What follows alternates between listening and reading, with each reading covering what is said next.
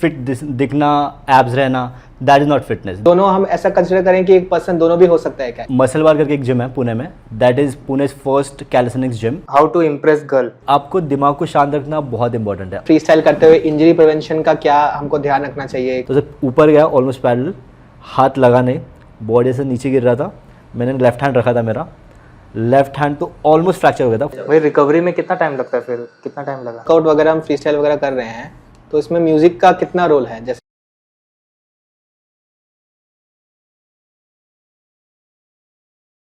Guys, fitness के बारे में लोग काफ़ी अवेयर हो रहे हैं आजकल, ये बहुत अच्छी बात है। इसलिए हमने सोचा कि आज का पॉडकास्ट हम लोग फिटनेस के ऊपर ही रखते हैं। लेकिन हमारे पॉडकास्ट में जो आज बातें होने वाली है फिटनेस पे तो होने ही वाली है कि आपको फिट कैसे रहना चाहिए, लेकिन हम एक लेवल और आगे जाने वाले हैं।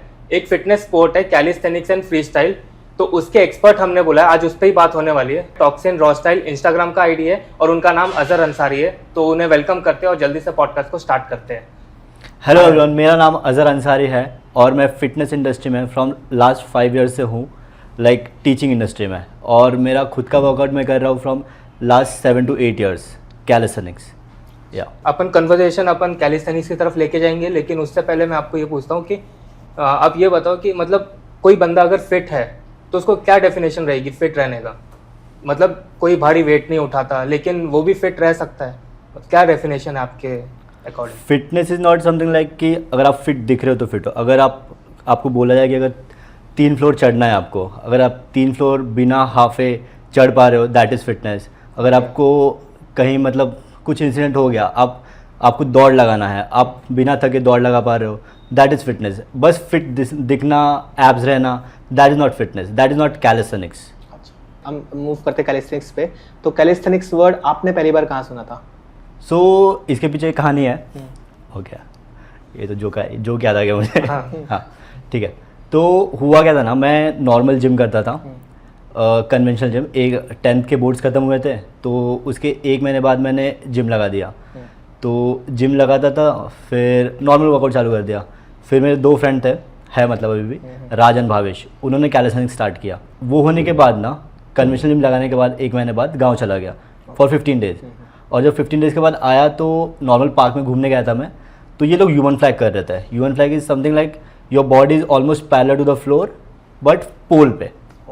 तो वो मुझे बहुत इम्प्रेसिव लगा, मतलब इंटरेस्टिंग लगा काफ़ी। तो मैंने सोचा कि मुझे भी सीखना है। तो मैं उनके पास गया, उनको मैंने अप्रोच किया कि क्या है ये, मुझे भी बताओ। तो उन्होंने फिर मुझे फर्स्ट टाइम बताया कि कैलिस्थेनिक्स होता क्या है। उन्होंने वही 1-2 महीने पहले ही स्टार्ट किया था। अच्छा, तो ये ट्रेडिशनल जिम और हम कैलिस्थेनिक्स की बात करते हैं तो लोग काफ़ी आर्गूमेंट इसमें करते रहते हैं कि ट्रेडिशनल जिम अच्छा है, कैलिस्थेनिक्स अच्छा है। तो आपका क्या ओपिनियन है इसमें? मतलब ट्रेडिशनल जिम के अलग बेनिफिट्स होंगे, ऑफ कोर्स कैलिस्थेनिक्स के अलग बेनिफिट्स है, सो आपका ओपिनियन इसमें क्या है? और भाई एक और है कि कैलिस्थेनिक्स का एक छोटा सा डेफिनेशन दे दो, मतलब डिफाइन करना हो तो क्या है? Calisthenics is mostly about body weight exercises, जो आप कहीं भी कर सकते हो।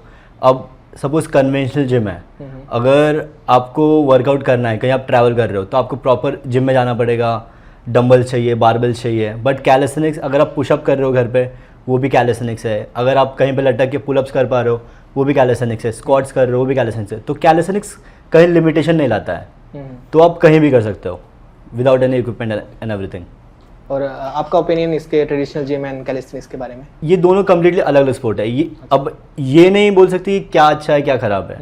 इट्स लाइक आपका गोल क्या है। अगर आपका गोल है कि आपको बॉडी बिल्डिंग में कम्पीट करना है, so you should go for body building like conventional gym. But अगर आपका गोल है कि आप नॉर्मली फिट रहो, लीन मसल मास चाहिए आपको, कुछ स्किल्स करते आना चाहिए, जैसे हैंड स्टैंड हो गया, फ्रंट लीवर, बैक फ्लिप, ये सारी चीज़ें कैलिस्थेनिक्स में आती है। तो वही कि गोल क्या है वो डिपेंड करता है। सो आपका कोई इंस्पिरेशन है इसका, तो कैलिस्थेनिक्स के लिए आपका कोई इंस्पिरेशन? और रेगुलर आपको क्या मोटिवेट करता है आपको रेगुलर एक्सरसाइज करने के लिए? हाँ, मुझे आज भी जिम जाऊंगा, कल भी जिम जाना है मुझे, तो क्या है? ओके, सो इंडिया में तो रोशन नेहरू फॉर श्योर। अच्छा। क्योंकि फ्री स्टाइल में वो बेस्ट है अभी फिलहाल में। उससे जब मैं पहली बार मिला था, ही वाज लाइक, वो मेरे से छोटा है। अच्छा। 2-3 साल छोटा है। जो वो फ्री स्टाइल करता है वो इंडिया में बेस्ट है, उसके जैसा कोई भी नहीं करता है। लाइक स्विंग करना, बार से बैकफ्लिप करना, और जो उसने ग्रो किया है ना, लाइक जब मैं उसको देखा था वो मतलब 360 कर रहा था, वो गिर गया था। बट उसके 2-3 साल बाद उसने ऐसा खुद को ग्रो किया, उसने खुद को ऐसे लोगों में रखा कि उसकी सराउंडिंग बेसिकली वैसी थी, तो उसके कारण वो ग्रो होते चला गया। और अभी के डेट में उसकी खुद की अब जिम है, लाइक मेरे से 2 साल छोटा है बट उसकी खुद की जिम है। कौन सी जिम है भाई, किधर है? रॉ स्ट्रेंथ, हैदराबाद में। हैदराबाद। यस। कुछ ब्रांचेस भी है या सिर्फ Hyderabad? That is his first branch. अच्छा। अभी लास्ट 3 मंथ्स पहले खुली है वो। अच्छा। Yes. भाई तो जैसे आप इंस्पायर हुए, आपने ह्यूमन फ्लैग से आप इंस्पायर हुए, देन आपने सीखा, आप काफ़ी फिट भी हो, Right. लेकिन कोच तक की जर्नी, मतलब वो थोड़ा बता दो। कोच बनना वो कैसे सोचा आपने? राइट। तो 12 तक, सो 10th में मैंने मेरा स्टार्ट किया था। 10th के बाद 2 साल मैंने प्रैक्टिस किया और हम लोग ऐसे एक्सप्लोर करते थे, जिम एक्सप्लोर करते थे। तो मसल बार करके एक जिम है पुणे में, that is Pune first calisthenics gym. हम लोग वहाँ पे गए, थोड़े अपने स्किल्स दिखाए। मैं 12th में था ना, तो ट्यूशन जाता था।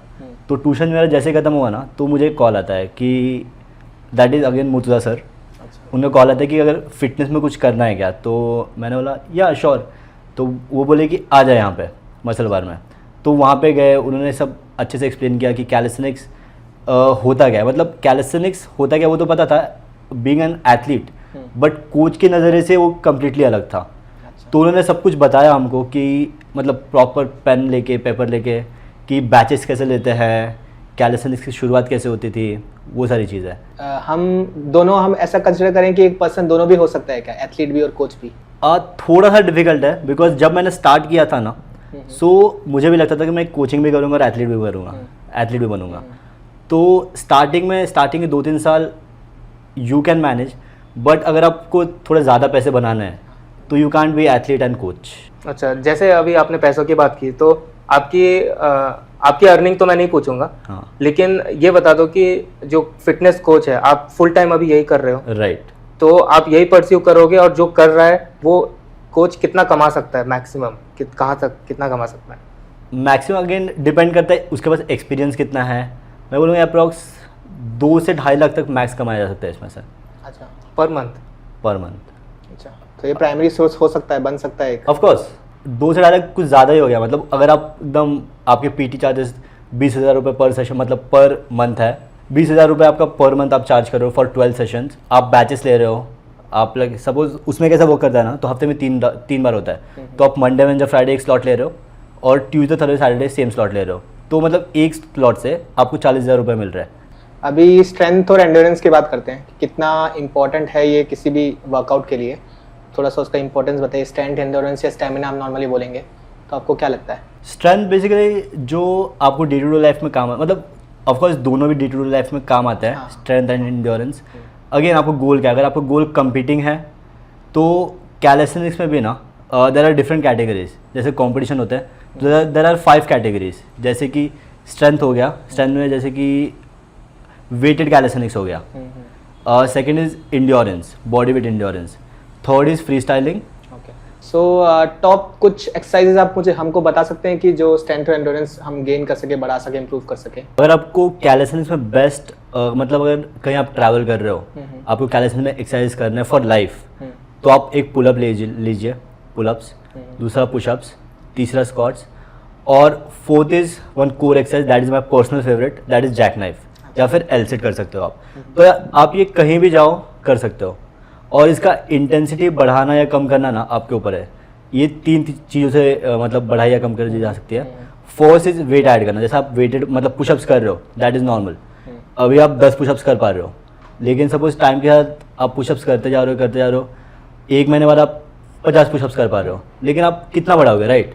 तो एक तो रेप से बढ़ा सकता है उसका इंटेंसिटी, दूसरा वेट से बढ़ा सकता है। आप अपने पीठ पे एक बैग ले लीजिए, या फिर अगर आपके घर पे वेट्स अवेलेबल है तो वेट्स ले लीजिए। और थर्ड है टेम्पो, टेम्पो इज स्पीड। तो जैसे आप पुशअप कर रहे हो, एक पुशअप कर रहे हो, आप 1 सेकंड में एक पुशअप कर दे रहे हो, राइट? लेकिन अगर आपको वही स्लो करोगे ना, जैसे you are taking 3 seconds to do 1 pushup, that will be more challenging. तो जैसे नॉर्मली आप 50 पुशअप्स कर पा रहे हो, जो मतलब अगर आप टेम्पो रैप्स करोगे तो वो 20 ही जाएंगे, बट उससे ज़्यादा डिफिकल्ट हो जाएगा। वैसी सारी चीज़ें हैं। भाई ये क्वेश्चन थोड़ा पर्सनल है, जैसे हाउ टू इम्प्रेस गर्ल, मतलब और भाई सबको लगता है अभी, राइट, मोस्टली लोग जिम इसलिए जाते हैं, हाँ। मुझे जहाँ तक लगता है, हाँ। लेकिन उसमें कौन सी एक्सरसाइज हमें वैसी करनी चाहिए जो हमारे जो इम्प्रेस करने के लिए इजी हो, या कुछ कैलिस्थेनिक स्किल्स बता दो हाँ। जो ज़्यादा इम्प्रेसिव है, हो गया। गर्ल्स ही नहीं और भी किसी को इम्प्रेस करना है फट से? कैलिस्थेनिक्स में सबसे इम्प्रेसिव स्किल मतलब ह्यूमन फ्लैग, दैट इज मतलब नॉट दैट डिफिकल्ट, बट वो बहुत ज़्यादा कूल लगता है। वो भी इंडिया में कैसे फेमस हुआ जब टाइगर श्रॉफ की मूवी आई ना बागी, उसके वजह से वो काफ़ी इंप्रेसिव लगता है। और दूसरा है हैंड स्टैंड आप कहीं भी कर सकते हो, और ह्यूमन फ्लैग वो भी कहीं भी कर सकते हो। लड़के देखिए इम्प्रेस। अच्छा, आपको आया था कुछ प्रपोजल? हाँ, मतलब जब मैं इनिशियली ट्रेन कर रहा था ना, मतलब जब कैलिस्थेनिक्स स्टार्ट करके मुझे 2-2.5 साल हुए हैं, जो मैं पार्क में ट्रेन करता था उसी में मतलब आया था। अच्छा, तो वर्कआउट के बारे में बात करते हैं। जैसे बेसिक और एडवांस लेवल कुछ वर्कआउट्स होते हैं, तो उस पर आप थोड़ा बता सकते हैं? बेसिक में जैसे जब सपोज आप अगर शुरू कर रहे हो, आपका डे 1 है, पुशअप्स का एग्जांपल लेते हैं। अभी आप पुशअप कर पा रहे हो, ठीक है, जैसे कि आप अभी 5 पुशअप कर पा रहे हो, तो उसका टाइम टू टाइम इंटेंसिटी बढ़ाना पड़ेगा, राइट? तो अगर आप पुशअप कर पा रहे हो, 1 महीने बाद आप 50 पुशअप कर लिया, तो you can't be on same variation. तो जैसे आर्चर पुशअप्स हो गया, क्लैप पुशअप हो गया, सुपरमैन पुशअप्स हो गया, ये सारी चीज़ें आप वर्कआउट में इंक्लूड कर सकते हो। जैसे कि अगर ये भी ईजी हो गया, तो वी हैव प्लांच पुशअप्स। ये इजी टू एडवांस जा रहे हैं हम लोग। डे टू डे लाइफ में आपको चेंजेस लाने ही पड़ेंगे, नहीं तो बॉडी फिर कुछ ही नहीं होगा। भाई जैसे एडवांस कैलिस्थेनिक्स स्किल्स है, तो उसके लिए बेसिक नेसेसिटी क्या है? सो कैलिस्थेनिक्स का मेन फाउंडेशन है pullups, pushups, dips, parallel bar, straight bar and हाँ बस पिस्टल स्क्वाट्स एक। और एडवांस में? एडवांस में मतलब एक्सरसाइज अगर बात की है तो weighted pullups, main foundation is pullup, pushup, dips. ये 3 चीज़ आप मास्टर करो, बाकी फाउंडेशन वहीं पर क्रिएट होएगा आपका पूरा। भाई एक बार ऑडियंस के लिए आप टाइप्स ऑफ पुशअप बता दो, मतलब कौन कौन से रहते हो, कैसे रहते हैं, अगर आप ऐसे बता सकते हो। नॉर्मल बेसिक से शुरू करता हूँ, आगे से पीछे जाएंगे, ठीक है? तो सपोज आप सेंटर में हो, you can do 1 normal pushup. Normal pushup कर रहे हो ना, तो नॉर्मल पुशअप्स होने के बाद you can go for decline pushups, that is पैर को थोड़ा ऊपर रख के हाथ आपके नीचे रहते हैं, that is decline pushup.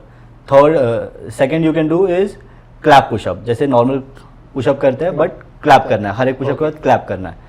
Third you can say Superman pushup, तो आप एक पुशअप करते हो फिर दोनों हाथों को हवा में उठाते हो, वो होता है। फिर देयर इज आर्चर पुशअप, जैसे कि नॉर्मल पुशअप ऐसे करते हैं, उसमें हाथों को दूर रख के देन डू आर्चर पुशअप्स, ऐसा। और इसी से अगर पीछे जाएं, सपोज आप नॉर्मल पुशअप नहीं कर पा रहे हो, तो एक तो आप नेगेटिव कर सकते हो, जैसे कि आप पुशअप पोजीशन में हो लेकिन आप नीचे जा रहे हो लेकिन ऊपर नहीं आ पा रहे हो, तो आप क्या कर सकते हो कि you can take 5 seconds to go down. So जैसे कि 5, 4, 3, 2, 1 ऐसे कर सकते हो। फिर अगर वो भी नहीं हो रहा है तो you can do incline pushup, जैसे कि वॉल पुशअप्स करते हैं ना, वैसा। और हाँ, दैट्स इट। सो बिगिनर जैसे कोई ज्वाइन करता है, तो बिगिनर के क्या कॉमन मिस्टेक्स होते हैं जो आपको ऐसे ऑब्जर्व करते हो आप, और उसको अवॉइड कैसे कर सकते हैं? सो बिगिनर जब हमारे जिम में कोई ज्वाइन करता है बैच में, सपोज 10 लोगों का बैच है, तो 2 लोग ऐसे ऐसे खड़े होते हैं, राइट, आमने सामने। सपोज 5 लोग, 2 लाइन बनी है, एक दूसरे के सामने खड़े हैं, तो मैं क्या करता हूँ ना, जो सबसे एडवांस वाले हैं ना, उनको सबसे दूर रखता हूँ मेरे से, लाइक दूर। लाइन, एक लाइन बनी है, तो सबसे जो बिगनर है वो मेरे पास रहेगा और जो एडवांस वाला है सबसे दूर रहेगा। और मैं ऐसा चक्कर लगाते रहता हूँ, मोस्टली मैं बिगनर्स के पास ही रहता हूँ ताकि फॉर्म में उनका चेक कर सकूँ। तो बेसिकली पुशअप में फॉर्म गलत होता है, जैसे कि एल्बोज बाहर जाना, पुलअप्स कर रहे हो, चिनअप्स कर रहे हो तो एक साइड से ज़्यादा पुल करना, स्क्वाट्स कर रहे हो तो एक पैर पे ज़्यादा प्रेशर डालना, वो सारे कॉमन मिस्टेक होता है। मोबिलिटी और फ्लेक्सिबिलिटी कितना इंपॉर्टेंट है ये कैलिस्थेनिक्स में? कैलिस्थेनिक्स में बहुत इंपॉर्टेंट है और मोस्ट ऑफ द एथलीट इसको अवॉइड करता है। जब किसी को इंजरी हो जाती है तब वो सीखता है कि अब मोबिलिटी फ्लेक्सिबिलिटी स्टार्ट करना पड़ेगा, बिकॉज मसल्स इतने टाइट हो जाता है कर करके। मेन जो इंजरीज होती है कैलिस्थेनिक्स में, that is shoulder and wrist, ये बहुत ज़्यादा इंपॉर्टेंट है। तो when you start your workout, जो प्रो एथलीट हो गए जिनको इंजरी हो चुकी है, जो सीख चुके हैं या फिर दूसरे की इंजरी से सीख चुके हैं, वो आधा घंटा तो देते ही है अपने वार्म अप के लिए, shoulder mobility, wrist mobility, हिप्स, everything वैसा। तो इट इज़ वेरी इंपॉर्टेंट। और बेसिक रिक्वायरमेंट, जैसे मुझे कैलिस्थेनिक्स करना है, मैं न्यू हूँ, मेरे को भी कैलिस्थेनिक्स के बारे में रोहित से पता चला जब ये इसने मसल बार ज्वाइन किया था, तो मुझे पता चला अच्छा ओके कैलिस्थेनिक्स ऐसा ऐसा होता है। Right. तो बेसिक रिक्वायरमेंट्स है कि कैलिस्थेनिक्स के लिए तो क्या क्या पता होना चाहिए पहले से, थोड़ा सा नॉलेज क्या होना चाहिए? फर्स्ट तो एक कोच होना चाहिए आपके पास। अगर आपको कुछ नहीं पता ना, हायर वन कोच, आप उसके पास जाओ, you tell him your goals. जैसे कि अभी असेसमेंट करते हैं, जैसे कि आप मेरे पास आए बराबर। तो you tell me your goals, कि आपके गोल्स क्या है, तो आपको लाइव एग्जांपल दिखा सकता हूँ मैं। जैसे मुझे फिट रहना है, एंड्योरेंस जैसे आपने बोला थोड़ा बढ़ाना है मुझे, और थोड़ा बेली फैट है मेरा, टमी है तो वो थोड़ा सा कम करना है मुझे, तो थोड़ा फिट दिखने में भी फिट हो थोड़ा, और इसमें भी हो कि एंड्योरेंस है करके। जो कैलिस्थेनिक्स में हम लोग ग्रोथ कराते हैं, मतलब जैसा आप बोल रहे हो कि आपको फिट दिखना भी है, स्ट्रेंथ भी बढ़ाना है, बराबर। तो we focus on both strength and endurance. Okay. So जैसे हम लोग 3 बार ट्रेन करते हैं हफ्ते में, स्टार्ट में तो तीन बार ही हम लोग क्लाइंट्स को बुलाते हैं। एक तो आप जब आओगे तो वी डू लाइक स्प्लिट, ऐसा होता है कि पुल, पुश एंड लेग्स। पुल के दिन पे आते हो आप, जैसे कि आप बोल रहे हो कि आप बिगनर हो, हम आपसे बैंड पुलअप्स कराएंगे, चेयर पुलअप्स कराएंगे, basically easier variation of pullups. अच्छा। TRX रोप कराएंगे, बाइसेप कर्ल्स कराएंगे कम वेट्स के साथ। Okay. ये सारी चीज़ें आती है पुल में।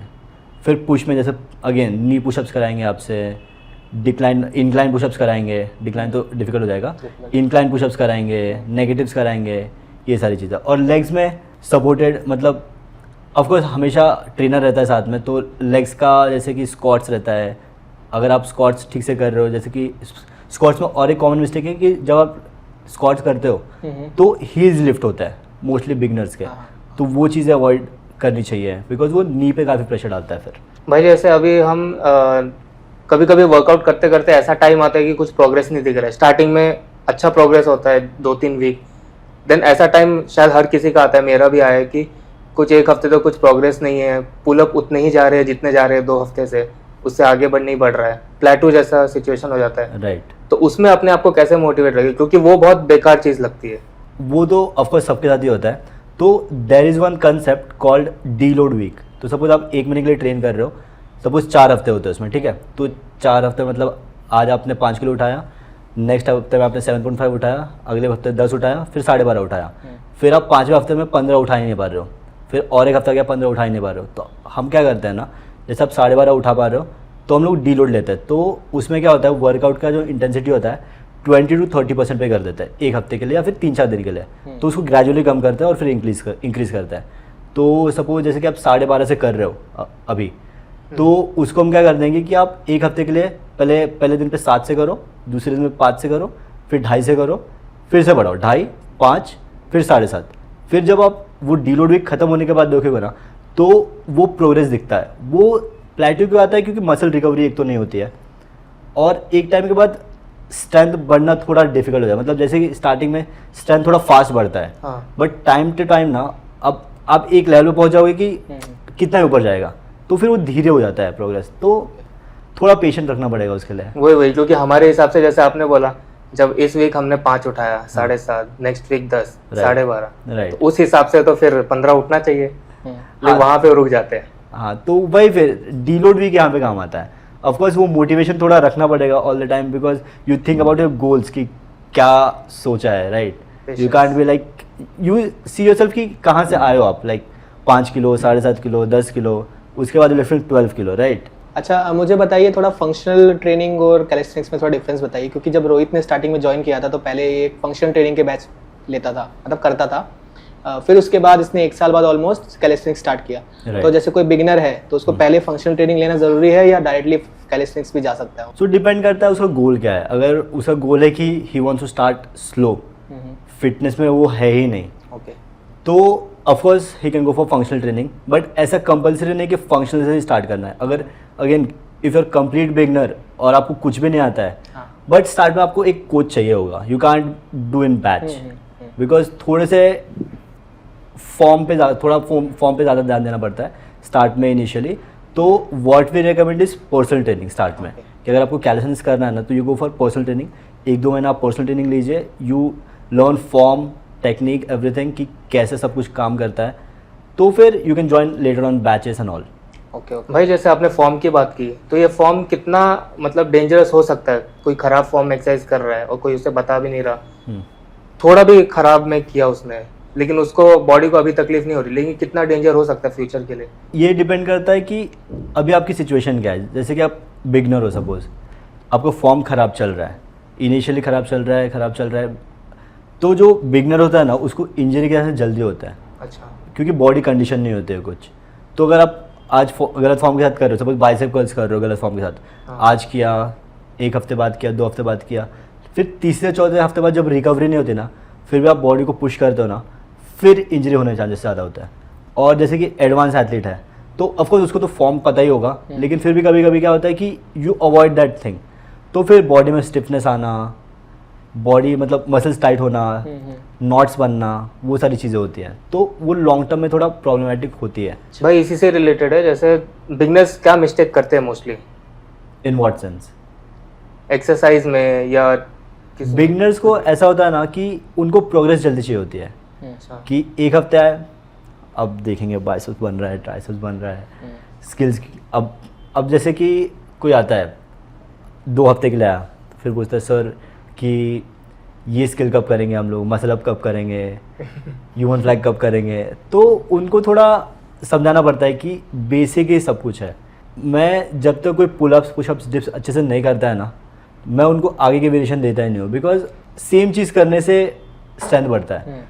ऐसा नहीं कि आज आप एक चीज़ कर रहे हो, दूसरे टाइम अलग चीज़ कर रहे हो, तो उससे थोड़ा स्ट्रेंथ बढ़ने में टाइम लगता है। तो वही मैं ट्राई करता हूँ मेरे बैच में भी समझाने का। I know it is boring to do same things again and again, but समझाना पड़ता है लोगों को कि सेम चीज़ करो, because foundation is very important और ये बिगनर को समझना ही पड़ेगा। आई नो थोड़ा बोर होता है, हर हफ्ते पुलअप ही करो बस आगे। हाँ, ऑफकोर्स सेम चीज़ कर करके कोई भी बोर हो जाता है, तो मैं भी क्या करता हूँ कि वेरिएशन देता हूँ। जैसे पुलअप से कराना है ना, तो जैसे कि आज मैंने कराया नॉर्मल पुलअप, जैसे कि 10 के 5 सेट कर लो, लेकिन अभी नेक्स्ट टाइम मैं उसको फिर से वही बोलूँगा कि 10 के 5 सेट कर लो, तो वो थोड़ा बोर हो जाएगा। तो उसमें थोड़ा हमको वेरिएशन लाना पड़ता है। जैसे पिरामिड पुलअप्स कर दो, जैसे 1 पुलअप किया, फिर ब्रेक लिया, फिर 2 पुलअप किए, फिर ब्रेक लिया, फिर 3 पुलअप किया, तो ऐसे करके नंबर ऑफ रेप्स के मतलब पुलअप्स भी कराते हैं हम लोग, बट थोड़ा वेरिएशन भी फील होता है उनको। तो ये सारी चीज़ें हम लोग करते हैं। एट द एंड उनको यही फील होता होगा पुलअप ही तो किया। हाँ, बट अगेन वेरिएशन थोड़ा सा घुमा फिरा के थोड़ा देना। हाँ, तो ऑफ कोर्स फिर उसके बाद अगर 10 पुलअप बंदा कर रहा है तो we go for weighted pullups, archer pullups, high pullups, फिर वो होने के बाद we go for muscle ups and all. तो भाई एक चीज़ पूछना है, जैसे मसल अप तो एडवांस स्किल ये सब हो गए, तो उसके लिए बेसिक्स मास्टर करना तो बहुत ज़रूरी है। मतलब कितना ज़रूरी, यही पूछना है, मतलब बेसिक्स में। क्योंकि सी अगर आप बोल रहे हो ना कि मसल अप एक एडवांस स्किल है, राइट, हाँ। और आप बोल रहे हो कि बेसिक को कितना मास्टर करना है, कब आपको समझेगा कि हाँ। अब टाइम आया है या नहीं, तो you keep doing basic and side by side ना you train for advance skills होता है। जैसे मसल अप के लिए ट्रेन करो आप, जैसे कि आप पुलअप कर रहे हो, आप 10 पुलअप कर पा रहे हो, लेकिन आपको फिर भी डाउट है कि मैंने मसल अप का ट्रेनिंग स्टार्ट करना चाहिए नहीं करना चाहिए, तो आप स्टार्ट कर दो। आपको समझ में आएगा कि भाई अभी नहीं करना है, अभी थोड़ा और स्ट्रेंथ बढ़ाना है, जैसे कि 10 पुलअप से काम नहीं हो रहा है, 12 पुलअप्स करना है, तो वो चीज़ आपको ट्राई करके समझेगी। अगर आप जैसे कि आप पर्सनल ट्रेनिंग कर रहे हो तो आपको वो कोच बता देगा कि साइड बाय साइड ट्रेन करना है नहीं करना है, करना भी है तो क्या क्या स्किल्स ट्रेन करना है, क्या क्या वेरिएशंस ट्रेन करने हैं, वो सारी चीज़ें। और भाई जैसे नॉर्मली जिम में देखा है हमने कि लोग आते हैं, मेंबरशिप लेते हैं, वर्कआउट करते हैं, खुद से ही करते हैं, और 1-2 कोच रहते हैं, बड़ा जिम रहा तो 2 रहते, नहीं तो 1 ही रहता है, राइट। वो ऐसे घूम के देखता रहता है, अगर उसने कुछ मिस्टेक्स वगैरह निकाली तो बताता है। वैसे वो इतना तो बताता नहीं क्योंकि वो तो बहुत लोग रहते हैं, राइट। तो वो लोग खुद वर्कआउट करते हैं, फिर वो पूछ सकते हैं वो कोच को ऑफ कोर्स कितनी बार, लेकिन फिर भी वो लोग ऐसा, एक तो वो उनमें भी रहता है कि भाई 5 बार पूछ लिया, फिर कितनी बार पूछे, क्योंकि डाउट्स तो बहुत रहते हैं बिगिनर लेवल पे, तो बहुत हर कदम पे डाउट्स आते रहते हैं, राइट। तो वो भी कितना पूछेंगे, तो मोस्टली लोग नहीं पूछते हैं। Okay. लेकिन अपने जिम में कैसा है कि वो मतलब वो अवॉइड ही कर दिया है। Right. बैच ट्रेनिंग होता है, आपको Right. कोच 1 घंटा पूरा दे रहा है आपके साथ, Right. पर बैच में हाँ, वो पूरा ध्यान देता ही है और सारे फॉर्म बराबर चेक करता है सब। राइट। फिर पर्सनल ट्रेनिंग का क्या इंपॉर्टेंस है, क्योंकि ध्यान वहां पे भी दे रहा है और एक्सरसाइज सारे करा रहा है, राइट। तो फिर पीटी कहाँ पे आता है, पीटी का इंपॉर्टेंस? हाँ, बताता हूँ। तो जो बैचेस होता है दैट इज और जनरलाइज थिंग, मतलब अगर 10 लोग बैच में आ रहे हैं सपोज, तो 10 लोगों का जो कॉमन गोल है ना उसके हिसाब से वर्क किया जाता है। जैसे 10 लोगों का कॉमन गोल है मसल अप सीखना, राइट, तो मसल अप के अकॉर्डिंग ट्रेनिंग होता है। लेकिन अगर आप बैच में आ रहे हो, हाँ। लेकिन आपका गोल है कि आपको U1 फ्लैग सीखना है, लेकिन बैच में ट्रेनिंग हो रही है मसल अप की, तो आपका ऑफकोर्स मसल अप अनलॉक होएगा, लेकिन आपका गोल जो है वो U1 फ्लैग है। ऑफकोर्स उसका भी थोड़ा ट्रेनिंग होता है, बट उसका ट्रेनिंग कम होता है, बट मसल अप का ट्रेनिंग ज़्यादा होगा। तो अगर आपका गोल है कि आपको U1 फ्लैग सीखना है, तो यहाँ पे फिर पर्सनल ट्रेनिंग पिक्चर में आता है। उसके एक्सरसाइज दूसरे होते हैं, वेरिएशन दूसरे होते हैं, ऐसा। अच्छा, पीटी की बात कर ही रहे हैं, तो आपका कोई ऐसा एक्सपीरियंस है जहाँ पे आपको किसी सुस्त लेजी पर्सन को ट्रेन करना पड़े? अगर नहीं, ऐसा कोई एक्सपीरियंस नहीं, तो आप सपोज कोई होता है लेजी पर्सन, तो आप कैसे उसको ट्रेन करेंगे, क्या अप्रोच आप ये करेंगे? क्योंकि सुबह उठना तो थोड़ा सबको मौत आती है सुबह उठने में। हाँ। लेकिन अगर आप बुला रहे हो तो आप उसको मतलब कैसे आप उसको स्टार्ट दोगे? तो उसमें कैसा ना, हम लोग उसको उनको फिर फ्यूचर पिक्चर भी दिखाते हैं थोड़ा, जैसे कि 1 महीने बाद आप कहाँ पे रहोगे, अगर अभी ट्रेन किया तो आगे के रिजल्ट्स क्या होंगे। तो हम लोग थोड़ा रिजल्ट्स दिखाने का ट्राई करते हैं उनको, कि जैसे कि अभी आप एक भी पुशअप या फिर एक भी पुलअप नहीं कर पा रहे हो, लेकिन अगर आप 2 महीने कंटिन्यू किए हैं तो उसके बाद उसका मतलब आपका स्ट्रेंथ कितना बढ़ेगा, क्या लेवल पे हो जाएगा, तो उससे लोग थोड़ा मोटिवेटेड रहते हैं। उनके सामने फिर थोड़ा स्किल करके दिखा देते हैं, तो उनको भी थोड़ा मोटिवेशन आता है कि ये स्किल करना है, ये स्किल सीखना है, वैसा। अच्छा, तो जैसे पुशअप पुलअप जैसे आपने बोला, किसी का अनलॉक नहीं हो पा रहा है, कोई कर नहीं पा रहा है, एक भी नहीं कर पा रहा है, राइट। तो उसके लिए आपका क्या अप्रोच रहता है? रोज रोज आप उनको बोलोगे कि आप ट्राई करो ये ऐसा, या कुछ अलग अप्रोच? पुशअप का तो आपने बता दिया, right decline incline. Right. Pullup का एक बार बता दो कि कैसे अनलॉक करें फर्स्ट पुलअप, वो डिफिकल्ट होता है बहुत। हाँ, तो पुलअप बहुत लोगों का प्रॉब्लम नहीं बोल सकते कि टाइम लगता है, बिकॉज उसमें 100% बॉडी वेट पुल करना होता है। पुशअप में कैसा 40 to 60% बॉडी वेट आपको पुश करना है। इसमें डिफ़िकल्टी इसलिए है क्योंकि आपको ऑफकोर्स 100% पुल करना है। तो आपको मैं वेरिएशन बता देता हूँ। अगर आप कंप्लीट बिगनर हो, you can start with Australian pullups, जिसमें जो बार है वो आपके चेस्ट लेवल पे होता है। आपको 45 डिग्री या फिर 70 डिग्री तक जाके आपको पुल करना होता है, that is Australian pullups. You can do TRX, same होता है बट वो रोप के साथ होता है। Third is chair chin ups, body उसमें ऑलमोस्ट आपका वर्टिकल होता है एंड पुलअप के पोजीशन में होता है, लेकिन आपका बस रिस्ट, शोल्डर, हिप एक लाइन में होता है। नी और जो फुट है वो बॉक्स पे होता है या फिर किसी भी चेयर पे होता है, and you pull straight up, that is one variation. You can do negative, like you jump and go up, you take 5 seconds to come down, and you can do one more thing is banded pull-ups, of course. कोई भी एक resistance band लेके, जैसे कि अगर आप से negative अच्छे से हो रहा है तो यू कैन टेक छोटा सा पतला सा बैंड, वो कर सकते हो। अगर आपके पास बैंड्स अवेलेबल नहीं है तो आप कोई अपने फ्रेंड का हेल्प ले सकते हो कि बस थोड़ा पुश करने हेल्प कर दे, वैसी सारी चीज़ें। भाई वर्कआउट तो हमें फिट तो बनाता ही, और मतलब मैं तो मानता हूँ अगर आप अच्छा 2 साल अच्छा वर्कआउट कर रहे हो तो ऑलमोस्ट आपका प्लास्टिक सर्जरी हो रहा है। राइट। पूरे अलग ही दिखते हो आप 2-3 साल बाद तो। राइट। लेकिन वो तो हम दिख रहे हैं, लेकिन लाइफस्टाइल, हमारे जो डेली लाइफस्टाइल है उसमें कैसे हेल्प करता है फिटनेस? जब आप वर्कआउट करना स्टार्ट करते हो, सपोज आप कंप्लीट बिगनर हो और आप जैसे बोल रहे हो कि 1-2 साल बिता लिया वर्कआउट में, हाँ। आपका फर्स्ट थिंग बदलता है वो कॉन्फिडेंस। जो कॉन्फिडेंस आप गेन करते हो ना, जो पर्सनालिटी आपके अंदर आती है, वो नेक्स्ट लेवल है, वो सबसे मेजर चीज़ है। बिकॉज जो बात करने का कॉन्फिडेंस लोगों से आपको मिलता है, वो फिटनेस से अच्छा किधर भी नहीं मिल सकता। अच्छा, तो जैसे वर्कआउट की बात करते हैं, तो आप पूरे वीक में आप कैसे शेड्यूल करते हो वर्कआउट? मतलब जैसे कि एक परफेक्ट वीक आपके हिसाब से कैसे शेड्यूल किया जाए कि बीच बीच में कितना रेस्ट देना है, या कि किस किस दिन वर्कआउट करना है, और आप कैसे मतलब प्रॉपर आप खुद का अगर आप ये बताना चाहो, शेड्यूल बताना चाहो तो आप? अगर आप परफेक्ट वीक की बात कर रहे हो तो मेरे हिसाब से आप पुल, पुश, लेग्स, फिर रेस्ट, फिर से पुल, पुश, लेग्स, रेस्ट, तो ऐसा कीजिए। बिकॉज ये थोड़ा जो जॉब जाते हैं या फिर जो स्टूडेंट्स हैं उनके लिए भी थोड़ा डिफिकल्ट हो जाता है। बिकॉज संडे को मोस्टली लोग बाहर जाते हैं या फिर कहीं घूमने चले गए, तो ये स्प्लिट में प्रॉब्लम आता है। बट ये बेस्ट होता है, आप एक दिन पुल कीजिए, एक दिन लेग्स कीजिए, एक दिन पुश कीजिए, जो भी है, उसके बाद फिर 3 दिन वर्कआउट करो, फिर 1 दिन रेस्ट लो, 3 दिन वर्कआउट करो, 1 दिन रेस्ट लो, ऐसा वो फिर रोटेट होता रहेगा। तो मतलब बीच में ऐसा गैप करने की जरूरत नहीं है ना कि जैसे आज वर्कआउट किया कल अगर आपका बॉडी मतलब रिकवर नहीं हो पा रहा है, सपोज आप काफ़ी हैवी वर्कआउट कर रहे हो, तो आपको 3 दिन भी काफ़ी है स्टार्टिंग में। लेकिन आपको लग रहा है कि आपका अभी अगले दिन बॉडी रिकवर हो पा रहा है, जैसे रोहित का केस था कि वो जब आप पुल अप करते थे तो आपको अगले दिन फिर पुल अप पॉसिबल नहीं होता था करने के लिए, बहुत डिफिकल्ट जाता था। बट फिर बाय द टाइम 2 महीना 3 महीना उसके बाद, जैसे कि परसों आपने पुलअप किया, लेकिन फिर कल भी आपने जब पुलअप्स किए हैं तो कुछ आपको डिफरेंस लगा नहीं कि रिकवरी नहीं हो रही है, तो बाय द टाइम आ जाता है वो। सो अभी मूव करते हैं थोड़ा फ्री स्टाइल के बारे में। ओके, तो फ्री स्टाइल क्या है, आप थोड़ा सा अगर बताएं तो। Free style is basically swinging on the bar. तो जब मैंने फ्री स्टाइल स्टार्ट किया था ना, वो मैंने बेसिकली जब मैंने कैलिस्थेनिक्स स्टार्ट किया था, जो मैं पार्क में ट्रेन करता था, जब मैं स्विंग करता था, दैट वाज फॉर मतलब मेरी हाइट बढ़ाने के लिए था वो। अच्छा। कि मैं स्विंग कर रहा हूँ ताकि मेरी हाइट बढ़े। तो वहाँ से मैंने स्विंग किया, हाइट तो बढ़ी नहीं बट फ्री स्टाइल सीख गया, मतलब थोड़ा बहुत जो भी है। तो जैसे कि फ्री स्टाइल में ऐसे स्किल्स होते हैं, सबसे पहला मैंने स्किल सीखा दैट वाज 180 स्विंग 180। फिर मसल अप 360 हो गया, स्विंग 360 हो गया, श्रिम्प फ्लिप हो गया, एली ऊप हो गया। ये सारी चीज़ें मैंने बाय द टाइम अनलॉक की। फिर स्विंग 540 हो गया, वो भी अनलॉक किया हुआ है, वो सारी चीज़ें। भाई लेकिन आपने पहला अनलॉक क्या किया था फ्री स्टाइल में? फर्स्ट बड़ा स्किल था वो मसल अप 360 था। लाइक अभी तो उसको कोई काउंट भी नहीं करता, बट 4 साल 5 साल पहले ना जब स्टार्ट किया था, at that time muscle up 360 was like countable skill था।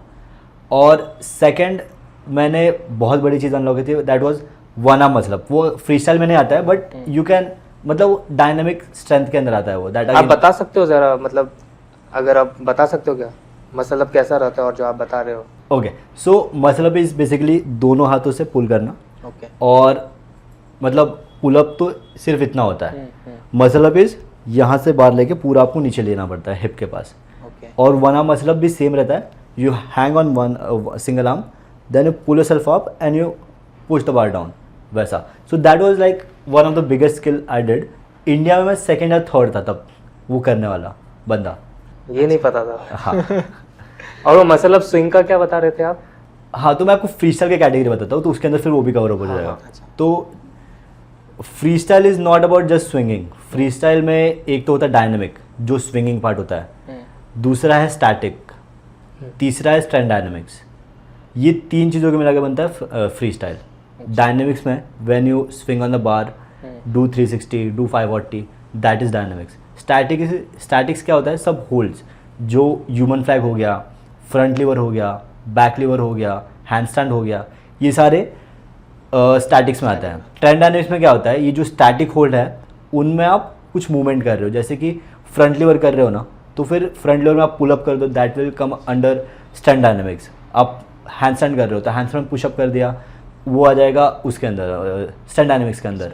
अच्छा। फिर प्लांच कर रहे हो, प्लांच में अगर आपने पुशअप्स कर दिया तो वो आ जाएगा स्टैंड डायनेमिक्स के अंदर। तो ये जो कंप्लीट फॉर्मेशन है उसको मिला के बनता है फ्री स्टाइल। और जो आप बोल रहे थे कि डायनेमिक मसल अप, जो आप स्विंग करके मसल अप करता है, तो जैसे कि फ्री स्टाइल में एक फ्लो बनाना पड़ता है।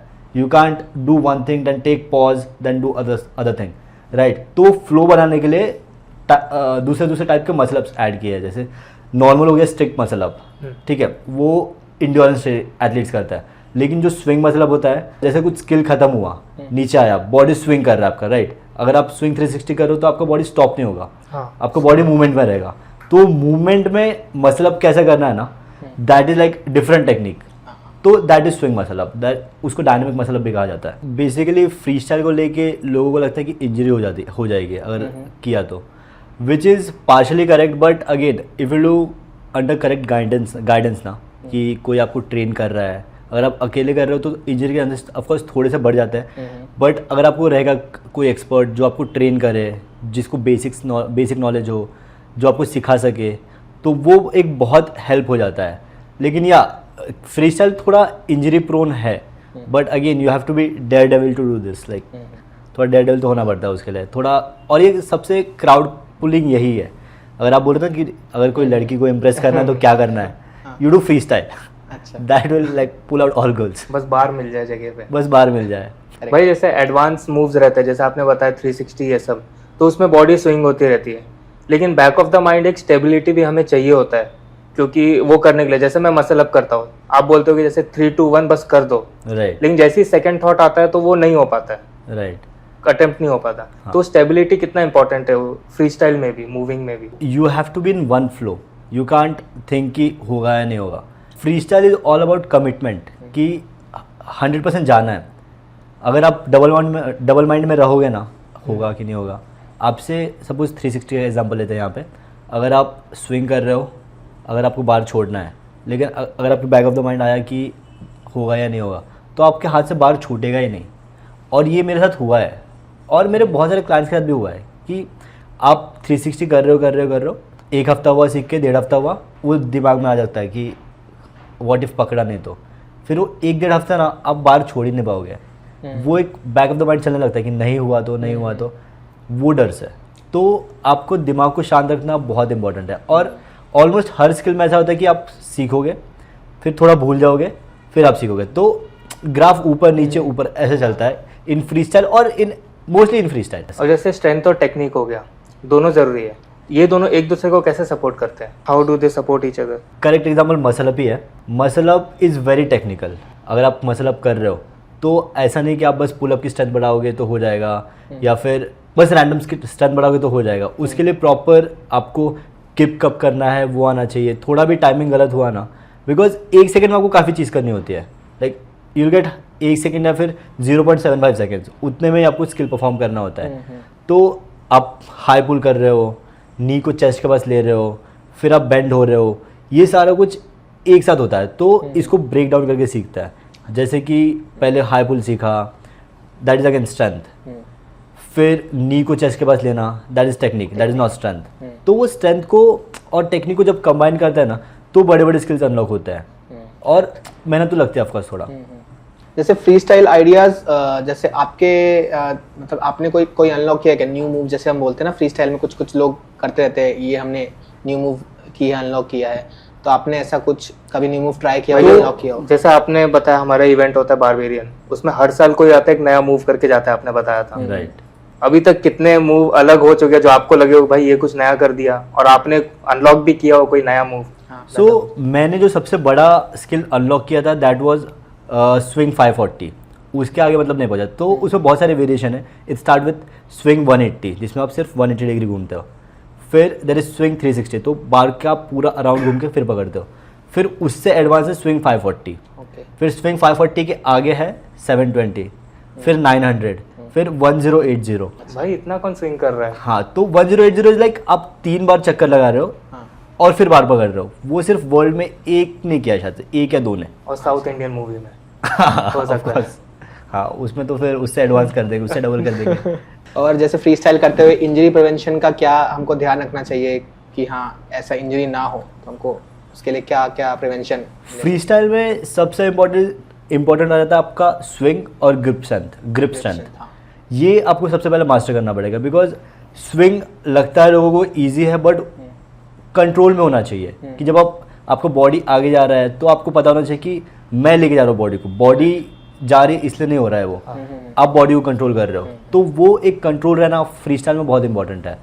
And again grip strength, because सारा काम तो हाथों से होने वाला है। भाई ऑफ कोर्स आपको भी इंजरी हुई होगी कभी। हाँ। उसके बारे में थोड़ा बताओ कि कभी हुई थी? हाँ, मेरे 2 मेजर इंजरीज थे अभी तक। First was like when I started calisthenics, तो कोई गाइडेंस करने वाला नहीं था, अकेला ही था। तो आई वाज प्रैक्टिसिंग 180, तो मैंने एक 180 किया, 2 180 किया, तीसरा 180 किया। फिर मुझे लगा कि कुछ नया करता है, 180 कितना करूँगा। फिर मुझे लगा कि क्लैप करता है, तो क्लैप करके बार को पकड़ना होता है वाइल स्विंगिंग।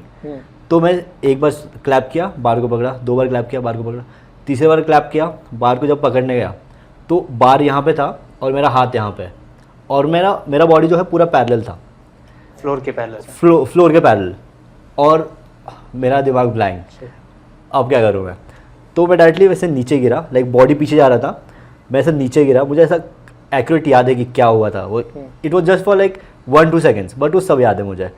तो ऐसे बॉडी पैरेलल गया, बॉडी से पीछे जा रहा था, तो ऐसे ऊपर गया ऑलमोस्ट पैरेलल, हाथ लगा नहीं, बॉडी से नीचे गिर रहा था। मैंने लेफ्ट हैंड रखा था, मेरा लेफ्ट हैंड तो ऑलमोस्ट फ्रैक्चर हो गया था, फ्रैक्चर नहीं हुआ था, ऑलमोस्ट फ्रैक्चर हुआ। फिर मेरा फेस बैंग हुआ फ्लोर पे, कॉन्क्रीट था पूरा, तो फेस बैंग हुआ, फिर पूरा से घिस गया था। फिर ऐसा चश्मा ऊपर गया मेरा, चश्मे के बाद फिर मैं ये ऊपर के आईब्रोज है ना, वो ऐसा घिस गए थे पूरे। तो इतना क्लोजली आप एक्सपीरियंस करते हो इंजरी जब आपको कुछ होती है। तो जब वो टाइम में मेरा रिस्ट इंजरी हुई थी, वो टाइम पे मैंने फिर वन आर्म मसल अप सीखा था, कि बिकॉज अब मेरे पास एक ही हाथ है करने के लिए, दूसरा हाथ तो कुछ काम आ नहीं रहा है, बिकॉज हैंग करने भी नहीं होता था और पुशअप करने भी नहीं होता था। तो at that time I was learning, मतलब मैंने 1 आर्म मसल अप सीखा। और सेकेंड इंजरी हुई मुझे 360 करते वक्त। जब मुझे 360 आता था, like I was doing one flow कि श्रिम फ्लिप कर दिया, स्विंग किया, 360 किया, फिर से स्विंग किया, 360 किया। अभी आई नो कि मुझे 360 परफेक्ट आता है। मैं घूमा बार से, अगेन सेम थिंग। जब मैं घूमा बार को देखा, अगेन बार इतना दूर मेरा हाथ पहुंचाने, और and I was not prepare for landing. तो भले ही मैं ऐसा सीधा गिरा, बट मेरा पैर ऐसा अंदर की तरफ ट्विस्ट हो गया। तब मुझे MCL टेयर हो गया ग्रेड 2 वो टाइम पे, बिकॉज मैं गिरा तो मतलब लैंड तो मैट पे हुआ, बट मेरा जो पैर है वो अंदर की तरफ ट्विस्ट हो गया। तो उसके कारण फिर मुझे वो इंजरी हो गई थी। अच्छा। तो ये 2 मेरे मेजर इंजरीज थे। भाई रिकवरी में कितना टाइम लगता है, फिर कितना टाइम लगा? बोन फ्रैक्चर फिर भी ठीक है, बट लिगामेंट टेयर बहुत बुरा होता है। It can take 3 months to 8 months 12 months ऐसा होता है। और उसको आप कुछ ट्रेन नहीं कर सकते, उसके आसपास के जो मसल्स है उसको ट्रेन करना पड़ता है। रिहैब एक्सरसाइज आते हैं, उसको ट्रेन करना पड़ता है। लिगामेंट गया तो गया, वो भी डिपेंड करता है कि कौन सा ग्रेड है। ग्रेड 1 मतलब बस ऐसा स्ट्रेन आया है, बस जैसे कि टेप होता है, तो टेप ऐसा उसको फोल्ड करते हैं तो ऐसे कैसा रिंकल आ जाता है उस पर, that is grade 1। Grade 2 is like जो टेप है वो आधा फट गया है, थोड़ा सा फट गया है। ग्रेड 3 इज कंप्लीट टेयर, तो उसमें फिर सर्जरी मोस्टली होती है। ग्रेड 2 फिर भी खुद से रिपेयर होता है, और ग्रेड 1 तो थोड़ा स्प्रेन के बाद ठीक हो जाता है। भाई फ्री स्टाइल कॉम्पिटिशन के बारे में बताओ, क्योंकि वेट लिफ्टिंग वगैरह तो हमने कंपटीशन देखा, डेड लिफ्ट वगैरह में कौन कितना भारी उठा सकता है, राइट, या जो भी बॉडी वेट भी होता है। फ्री स्टाइल में कैसा कंपटीशन, क्योंकि वो हर कोई स्विंग कर रहा है, वो तो सीख के ही आते हैं, तो उसमें कैसा कंपटीशन रहता है? तो फ्री स्टाइल में ना पॉइंट सिस्टम मैं आपको बताता हूँ। जैसे कि अब मैंने बताया कि free style is not about just swinging. Free style is swinging, जो बार पे स्किल्स करते, that statics and again stand dynamics. तो ये तीनों चीज़ को जब मिलाता है ना तो फ्री स्टाइल बनता है। तो जैसे कि अगर कोई कम्पीट कर रहा है, अगर एक बंदा आया उसने 360 किया, उसको सपोज 3 पॉइंट मिले, तो वो स्किल वाइज पॉइंट भी होता है। तो एक 360 किया, 3 पॉइंट मिलता है। अगर आप स्किल को रिपीट कर रहे हो, वो डिपेंड करता है कॉम्पिटिशन कैसा है। अगर बहुत एडवांस एथलीट आ गए, इफ़ यू रिपीट स्किल, आपको कोई पॉइंट नहीं मिलता है। मॉडरेट लेवल पे है, तो अगर आपने अभी 360 किया, आपको 3 पॉइंट मिला, फिर आपने फिर से कुछ वेरिएशन किया, जैसे कि 360 किया अभी, फिर आपने स्ट्रिम फ्लिप कर दिया, उसके आपको 2 पॉइंट मिले, तो आपके पास 5 पॉइंट हो गए। फिर आप आए, डायनामिक मसल अप किया, स्विंग 360 और स्ट्रिम फ्लिप, ये हो गया आपका फ्री डायनामिक्स में। फिर स्टैंड डायनामिक्स में क्या आएगा, जब आपने जो डायनामिक मसल अप किया वो आपका आ गया स्टैंड डायनामिक्स में, तो उसको आपको 1 पॉइंट मिल गए। फिर आपने फ्रंट रोल किया, वो आप लोगों को थोड़ा आई डोंट नो कितना कनेक्ट कर पा रहे हो आप लोग, लेकिन मैं बस आपको फ्लो से ये सारे, हाँ ये सारे स्किल्स है, एक फ्लो में बता रहा हूँ कि फिर आपने फ्रंट रोल किया, अगेन उसको आपको डायनामिक का पॉइंट मिला। फिर आपने ऊपर रुक के प्लांच कर दिया, वो आपको स्टैटिक का पॉइंट मिला। प्लांच को 5 पॉइंट है सपोज, तो ये सारी चीज़ें ऐड होती है। तो जैसे फ्री स्टाइल में मुझे 5 पॉइंट मिल गया, स्टैंड डायनामिक्स में 1 पॉइंट मिला, और स्टार्टिंग में 5 पॉइंट मिल गए। तो अब जो दूसरा बंदा आ रहा है उसको इससे बेटर करना पड़ेगा, या फिर उसको इससे एडवांस करना पड़ेगा। और सब में मैक्स लिमिट होता है, जैसे कि फ्री स्टाइल का 10 पॉइंट होता है, स्टैटिक के 10 पॉइंट होता है, और स्टैंड डायनामिक्स के 10 पॉइंट होते हैं। तो ऐसा नहीं होता कि आप बस स्विंग करो, डायनामिक्स करोगे तो जीत जाओगे, या फिर सिर्फ स्टैटिक करोगे तो जीत जाओगे। सब मिक्स करके, सब मिक्स करना है, सब कंबाइन करना है। टोटल जो भी जिसका ज़्यादा होता है वैसे वो जीत। और भाई किसी ने कुछ नया मूव कर दिया जो इनके लिस्ट में नहीं है, तो उसको कैसे के पॉइंट? हाँ, तो वही डिपेंड करता है कि सिर्फ एक मूव से आप जीत नहीं सकते। कि आप आए, आपने डायनामिक में कोई 720 कर दिया, बट दूसरा कोई कंपटीशन में 720 कर ही नहीं पा रहा है, तो आपको उसको मिल गए 5 पॉइंट। फिर उसके बाद आपने स्टैटिक स्टिक से परफॉर्म नहीं किया, जैसे प्लांच नहीं कर पाया आप, लेकिन दूसरा बंदा आगे 360 किया उसने, फिर उसने स्ट्रिम फ्लिप किया, फिर उसने 540 कर दिया, 3 स्किल कर दिए, और फिर उसने प्लांच भी कर दिया, तो फिर वो ऑफकोर्स जीतेगा, बिकॉज उसने स्टैटिक भी किया। तो आपको फ्री स्टाइल एथलीट होने के लिए ये तीनों चीज़ें होना बहुत इंपॉर्टेंट है। तीनों कैटेगरी में, तीनों, हाँ डायनामिक, स्टैटिक और डायनामिक, स्टैटिक्स और स्टैंड डायनामिक्स। और भाई ये कितने टाइम के लिए कर सकते हैं, या एक बार बार पे आप चढ़े और फिर बार से उतरने तक आप कितना करते हो, वो कैलकुलेट होता है कैसे करते हो? सो अगर क्वालिफायर है तो you will get suppose 45 seconds का टाइम, या फिर 60 सेकंड्स का। 60 सेकंड्स में आपको अपना शोकेस दिखाना पड़ता है। पहले टॉप 16 निकालता है, टॉप 16 एथलीट निकालते हैं फ्री स्टाइल के, तो फिर 1-on-1 बैटल होता है। चिट छुड़ाते हैं, सपोज 2-2 के पैर, मतलब एक पैर में उठाता है, तो सपोज हम दोनों का चिट आ गया, तो अब मैं 45 सेकंड जाऊँगा, पहले मेरा स्किल दिखाऊंगा, फिर मेरा जैसे ख़त्म होता है आप जाओगे, फिर जैसे आपका ख़त्म होता है फिर से मैं जाऊँगा 45 सेकंड्स के लिए, फिर आप जाओगे। तो 2 राउंड होता है। तो दोनों राउंड में जिसने बेस्ट किया तो वो जाएगा। फिर वहाँ से फिर टॉप 8 निकलता है, फिर टॉप 8 के बाद टॉप 4, फिर वैसा आगे बढ़ता है कंपटीशन। तो जैसे जैसे फाइनल में सपोज जैसे कि अभी 2 राउंड था बस, तो फाइनल में 3 राउंड होते हैं, कोई कोई बड़े बड़े कंपटीशन में 4 राउंड होता है, वैसा 30 सेकंड के 4 राउंड्स वैसा। और ये सब रूटीन में जैसे वर्कआउट वगैरह हम फ्री स्टाइल वगैरह कर रहे हैं, तो इसमें म्यूजिक का कितना रोल है? जैसे आप कहीं भी आप जिम वगैरह में जाते हो या कहीं भी चले जाओ, तो म्यूजिक अच्छा एकदम मोटिवेशनल म्यूजिक बजता रहता है कि लोगों को मजा है, तो कितना आपको लगता है रोल कितना प्ले करता है म्यूजिक? म्यूजिक बहुत इंपॉर्टेंट रोल प्ले करता है, बिकॉज और सबके लिए अलग होता है वो। किसी को इंग्लिश गाने सुनना पसंद है, किसी को रैप पसंद है, जैसे कि मुझे डिवाइन पसंद है। जब मैं फ्री स्टाइल कर रहा हूँ मुझे डिवाइन सुन के ही पावर आता है। तो वैसा सबका है, किसी को सीधे मौत सुनना है, किसी को गली बॉय सुनना है, तो वैसे सबका फ्लो अलग है। और भाई जैसे फ्री स्टाइल से रिलेटेड एक और क्वेश्चन है, जैसे कोई कैसा कर रहा है वो मॉडरेटर रहता है, तो जो नेशनल लेवल के जो एथलीट्स रहते हैं उनको मॉडरेट करना और नॉर्मल एथलीट्स हम लोगों के जैसे उनको मॉडरेट करने में क्या डिफरेंस है? फ्री स्टाइल का अगर एग्जांपल ले तो उसको तो हम लोग सब मतलब एक इंटरनेशनल जज रहता ही है ऑलमोस्ट सारे कंपटीशन में, लेकिन अगर नहीं भी है तो फ्री स्टाइल में इतना मैटर नहीं करता, बिकॉज ऑफकोर्स वो थोड़ा प्रेशराइजिंग होता है, बिकॉज वो नेशनल चैम्पियन है या फिर आउट ऑफ कंट्री से आया है, तो थोड़ा प्रेशराइजिंग होता है। बट अगेन यही चीज़ अगर इंड्योरेंस में होती है, जैसे कि कोई 10 पुलअप कर रहा है, फिर 15 डिप्स कर रहा है, फिर 20 पुशअप्स कर रहा है, तो जब आप मॉडरेट करते हो ना तो आप 1 सेकंड के लिए ब्लिंक करने का भी टाइम नहीं होता है, because you can't even miss one single rep. और हम लोग जब इसको मॉडरेट करते हैं ना तो हर एक इसका रिकॉर्डिंग करता है। नॉर्मल जो एथलीट है उसका तो रिकॉर्डिंग करता ही है, लेकिन जो प्रोफेशनल एथलीट है जो इंटरनेशनल मतलब इंडिया को रिप्रेजेंट कर रहा है और वो हमारे कॉम्पिटिशन में कम्पीट कर रहा है, तो उसका जजिंग जो है बहुत एक्यूरेसी से करना पड़ता है, बिकॉज फिर वहाँ से फिर वो होता है ना कि जजिंग ठीक से नहीं हुई तुम्हारी, तो वो चीज़ें सब वहीं से आती है। तो हमको वो चीज़ें बहुत ध्यान देने पड़ते हैं और बहुत मतलब एक्टिव रहना पड़ता है।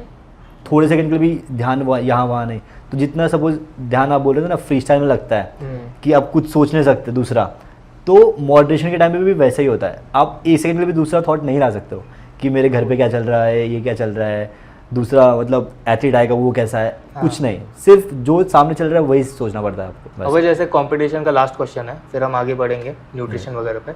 तो अभी हम जिस जिम में है वो जिम के बारे में थोड़ा बता दो, और एक बहुत बड़ा कंपटीशन हर साल होता है, ऑर्गेनाइज कर रही है, तो उसके बारे में थोड़ा बता दो, क्या क्या कैटेगरी और कहाँ पे हो रहा है, क्या है, जजेस कौन आ रहे हैं, और कहाँ से एथलीट आते हैं ये इवेंट में, कितना बड़ा इवेंट है, एक बार इसका ब्रीफ दे दो फिर आगे बढ़ते हैं। सो हम जो जिम के बारे में बात कर रहे हैं दैट इज़ मसल बार। उसके 2 ब्रांचेस है, फर्स्ट इज इन सोपनबाग, सेकंड है उंदरी में। मसल बार हर साल एक इवेंट ऑर्गेनाइज करता है दैट इज़ बारबेरियन, वो ऑल ओवर इंडिया से होता है। तो जितने भी इंडिया में एथलीट हैं वो सारे यहाँ पे आते हैं। इसमें 5 से 6 कैटेगरी होती है। पहला होता है of course free style, that is star of the bar. Second is body weight master, जिसमें एडवांस एथलीट्स होते हैं, जिसमें जैसे कि मसल अप कर दिया, पुलअप्स कर दिए, डिप्स कर दिए। Third one is fresh blood, जिसमें जो लोग एडवांस कैटेगरी में पार्टिसिपेट नहीं कर पाते तो वो उनके लिए है। जो लोग मसल अप नहीं कर पाते, सपोज कोई मसल अप कर रहा है लेकिन वो 2-3 ही कर पा रहा है, लेकिन जो एडवांस कैटेगरी है उसमें 15 मसल अप करना है, तो उसके लिए फिर फ्रेश ब्लड कैटेगरी है। फिर तीसरा है शी यूनिट, जो गर्ल्स है उनको उनके लिए इंडोरेंस ट्रेनिंग। फोर्थ इज़ मास्थेनिक्स, जिसमें जैसे कि इंडोरेंस ट्रेनिंग होता है, बैक टू बैक कितने पुलअप्स कर सकते हो आप, मसल अप कर सकते हो, डिप्स कर सकते हो, तो वैसे मास्थेनिक्स होता है। उसमें आपको देखना होता है कि आप कितना वेट लिफ्ट करके आप पुल कर सकते हो। जैसे पुलअप्स है तो आप वेटेड पुलअप्स कर रहे हो तो आपको 1 मिनट का टाइम मिलता है, 1 मिनट का टाइम दिया जाता है आपको, और उसमें हम चेक करते हैं कि आप 1 मिनट में, हम स्पेसिफिक वेट नहीं रखते हैं, हम परसेंटेज रखते हैं कि बॉडी वेट का 20% से आपको 1 मिनट में मैक्स पुलअप्स करना है। तो मेरे लिए अलग रहेगा, आपके लिए अलग रहेगा और रोहित के लिए अलग रहेगा। तो वैसे सारी चीज़ है। तो जस्ट एन एग्जाम्पल कि मसल अप के लिए 10% रहता है, पुलअप्स के लिए 20% रहता है, डिप्स के लिए 40%, स्क्वाट्स के लिए 100%। ये मतलब रफ एग्जाम्पल है। और 5th कैटेगरी है गन्स एंड रोजेस, जिसमें पार्टनर वर्कआउट होता है अगेन सर्किट में। जैसे कि हम दोनों हैं, सपोज ये लड़का है मैं लड़की हूँ, तो रोहित लड़का है, मैं लड़की हूँ, ठीक है। पहला एक्सरसाइज रोहित का होगा, कुछ सपोज शटल रन रहेगा, शटल रन आया, फिर रोहित मेरे पास आएंगे, टैप करेंगे, फिर मैं दूसरी एक्सरसाइज करूँगा परफॉर्म, फिर मेरा एक्सरसाइज खत्म होने के बाद फिर से रोहित परफॉर्म करेगा। तो ये सारी कैटेगरीज होता है और ये हर साल मसल बार ऑर्गेनाइज करता है, उसका नाम है बारबेरियन। अभी coming 15th and 16th Feb को फिर से है। एक लास्ट क्वेश्चन है, जैसे फ्री स्टाइल के बारे में, कि फ्री स्टाइल करते हुए बैलेंस बहुत ज़रूरी है, तो बैलेंस को मेंटेन करने के लिए, इम्प्रूव करने के लिए कोई टेक्निक आप बताएंगे, या क्या क्या चीज़ें ध्यान में रखनी चाहिए बैलेंसिंग? वो सारा कुछ प्रैक्टिस से आता है, बिकॉज आपको free style is not something कि आप आज प्रैक्टिस किए फिर एक हफ्ते बाद कर रहे हो, 2 हफ्ते बाद कर रहे हो। तो अगर आपको फ्री स्टाइल एथलीट बनना है ना, तो आपको हफ्ते में 2 से 3 बार ट्रेन करना ही पड़ेगा। अगर जैसे बैलेंस के लिए मैं जैसे बोलता हूँ, अगर एक पैर पे बैलेंस करना है, ओके, तो मुझे जो टेक्निक बताया था जिम में कि आप कोई भी एक ऑब्जेक्ट पे फोकस करो, राइट, बैलेंस हो जाएगा। करेक्ट। तो ऐसे और कुछ टेक्निक्स है, क्योंकि फ्री स्टाइल में तो अपनी बॉडी बहुत मूव होती है। You focus on breathing. आप जो स्पॉट पे देख रहे हो वो स्पॉट पे देखते रहो और अपने ब्रीदिंग पे फोकस करो, कि फिर दूसरा थॉट नहीं आता है। लाइक ऑफकोर्स थॉट्स आएंगे बट वो कम हो जाता है।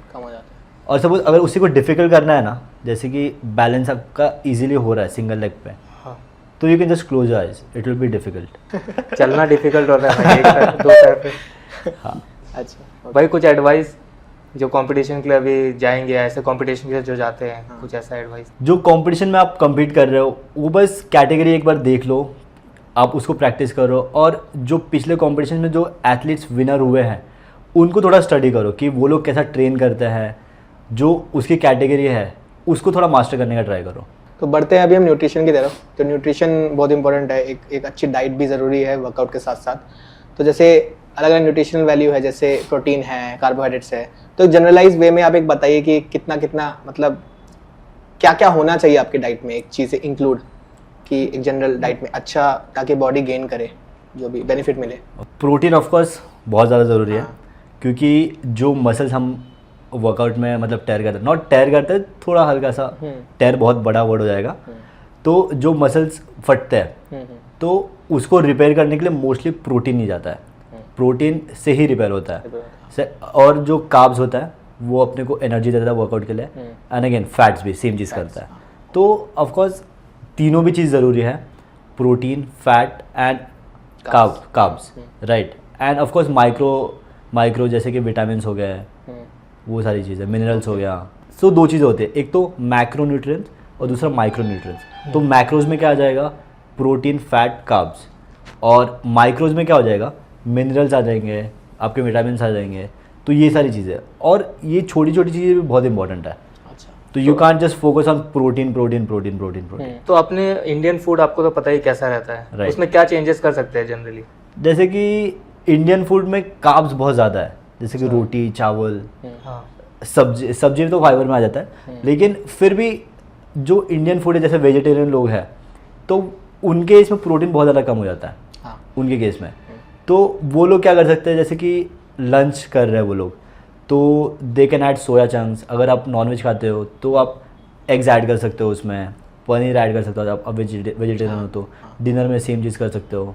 सो 3 चीज़ है, एक तो प्रोटीन के लिए आप पनीर खा सकते हो, टोफू खा सकते हो, दूसरा टेम्पे एक आया है जो टोफू से भी बेटर है, और उसमें फैट्स कम है और प्रोटीन ज़्यादा है। किस चीज़ से बनता है टेम्पे? वो थोड़ा रिसर्च करना पड़ेगा मुझे। हाँ, आई थिंक ये सिंथेटिक है, मतलब मैन मेड है ये। हाँ, मैन मेड है। सोया से बनता है शायद से, सोया से। ओके। टोफू भी सोया से ही बनता है, राइट। करेक्ट। भाई आप अपना न्यूट्रिशन, मतलब आप अपना डाइट शेयर कर सकते हो, और मतलब ज़्यादा डीप में नहीं पूरा करो, नहीं, और ऊपर बता सको कि so being a coach, diet maintain करना थोड़ा डिफिकल्ट हो जाता है, बिकॉज सब जगह पे कैरी करना, बिकॉज आपका कुछ फिक्स शेड्यूल नहीं है। जैसे कि मैं सुबह में सपोज 6 बजे सेशन है, तो 6 बजे आज उठ रहा हूँ, 6 बजे मैंने मील प्रिपेयर किया, मैं जा रहा हूँ जिम, 9 बजे तक मैं फ्री हो गया। लेकिन सपोज अगले दिन सेम, मैं 6 बजे का पीटी है, मुझे रात को मैसेज कंफर्मेशन आया कि 6 बजे पीटी है, लेकिन सुबह उठता तो देखता हूँ कि उसने कैंसिल कर दिया है।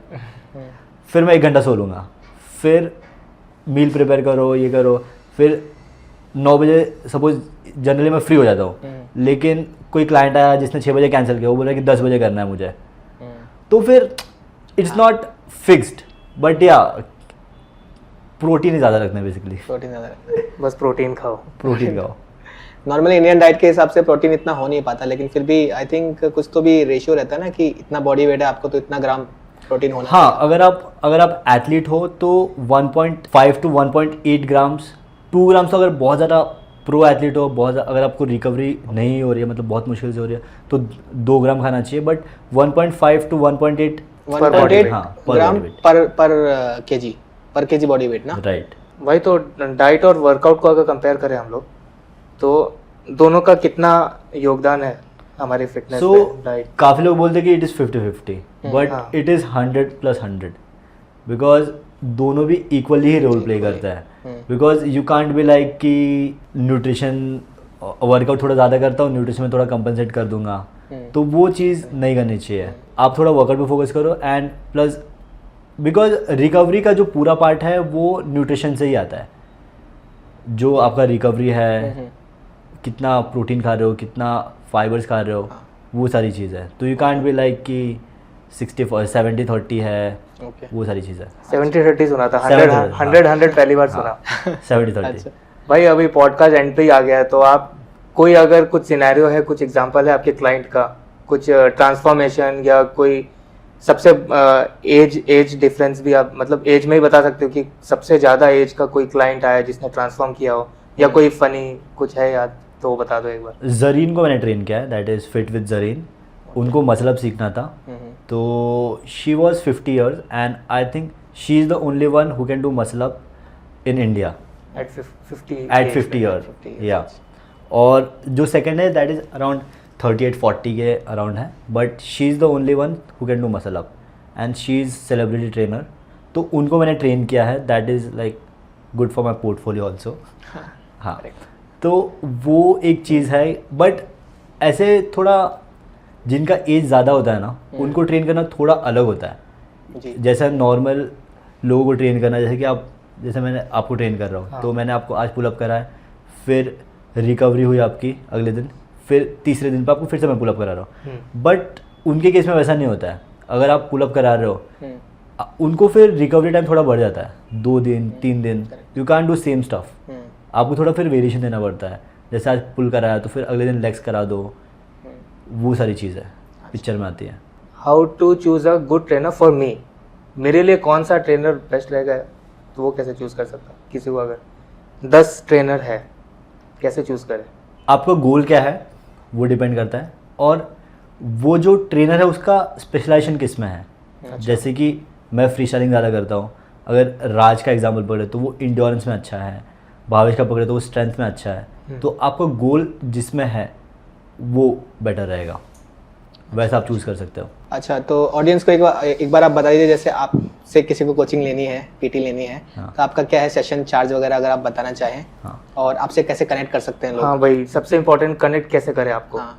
ये एक बार बता दो ऑडियंस। हाँ, तो मेरे पर मंथ के चार्जेस है 15,000, दैट इज़ फॉर 12 सेशंस। हफ्ते में 3 सेशंस होते हैं, एंड आप मुझे इंस्टाग्राम पे कनेक्ट कर सकते हो, that is toxin raw style 2.0। Wrap up करने से पहले कुछ और टिप्स या कुछ एडवाइस आप लोगों को देना चाहे, जो भी ऑडियंस हमारा देखेगी ये video? If you want to start calisthenics, focus on basic, don't rush too much, because बहुत सारी इंजरीज तभी होती है जब एक स्टेप छोड़ के दूसरे स्टेप पे जाते हैं ना, तब। जैसे कि कुछ किया, फिर आपको लग रहा है कि बस अब ये स्टेप को स्किप करते हैं, दूसरा करते हैं, तो प्लीज़ डोंट डू दैट। जो स्टेप्स है प्लीज़ उसको फॉलो कीजिए एटलीस्ट स्टार्ट में, बिकॉज इस सबसे ज़्यादा इंजरी के चांसेस तभी ही होता है। Focus on basic, foundation build करो, pullups, pushups, dips, master this, यही काम आने वाला आगे। तो भाई रैप अप करते हैं, और इसमें मैं भी एक ऐड करता हूँ, सबसे पहले एक अच्छा कोच पकड़ लो, बहुत ज़रूरी है, क्योंकि सही गाइडेंस मिलती है तो आप अपने गोल बहुत जल्दी अचीव करते हो।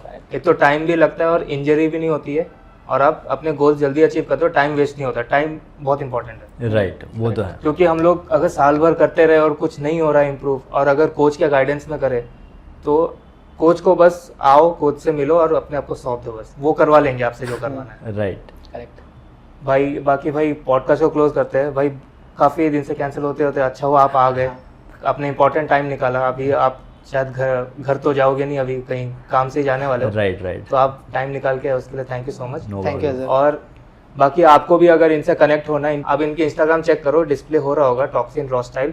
आप इनके मूव्स देखोगे तो ज़रूर आप एक मैसेज करना इनको, अगर आपको भी गाइडेंस चाहिए, और बहुत ज़रूरी है गाइडेंस, आप ज़रूर इनसे कनेक्ट हो।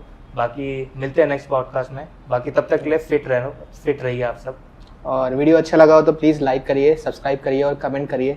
कोई और आपके दिमाग में कोई गेस्ट है तो प्लीज़ कमेंट ज़रूर कीजिए। मिलते हैं नेक्स्ट वीडियो में। So thank you so much. Thank you. Bye.